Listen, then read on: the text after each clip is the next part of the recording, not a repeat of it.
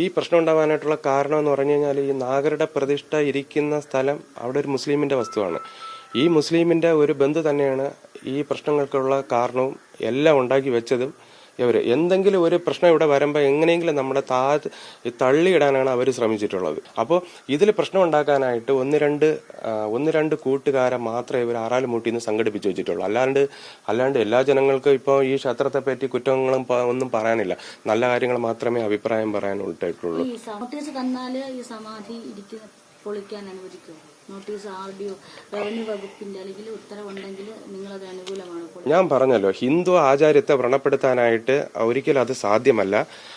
അത് ഇപ്പൊ ഞങ്ങൾ ഇത് നേരെ തിരിച്ചിപ്പോ എനിക്കൊരു കാര്യം പറയാനുള്ളതെന്ന് പറഞ്ഞാൽ, ഒരു സാധാരണ ഒരു വീട്ടിലുള്ള ഒരാളാണ് അവര് സമാധിയായി എന്ന് പറഞ്ഞിട്ട് മക്കളെല്ലാവരും കൂടെ ഒരിടത്ത് കൊണ്ടിരുത്തിയിട്ട് ഞാൻ എൻ്റെ അച്ഛൻ അല്ലെങ്കിൽ സമാധിയായി എന്ന് പറഞ്ഞു കഴിഞ്ഞാല് അതില് വ്യത്യാസങ്ങളൊക്കെ എന്തെങ്കിലും വരാം. പക്ഷെ ഇതങ്ങനെയല്ല. എൻ്റെ അച്ഛൻ മരുത്തമലയിലുള്ള സ്വാമിയാണ്, സന്യാസ ജീവിതമാണ് നയിക്കുന്നത്. അയ്യാ വൈകുണ്ഠ ആശ്രമത്തിൽ അച്ഛന് അറിയാം. പിന്നെ അത് കഴിഞ്ഞിട്ട് കോമ്പയാശ്രമം. അപ്പോൾ ഇങ്ങനെയുള്ള സ്ഥലങ്ങളിലൊക്കെ അച്ഛൻ പോകും. സമാധി സ്ഥലങ്ങളിലൊക്കെ പോയിട്ട് സമാധി ചടങ്ങുകളിലെല്ലാം പങ്കെടുത്തിട്ടുള്ളതാണ് എൻ്റെ അച്ഛൻ.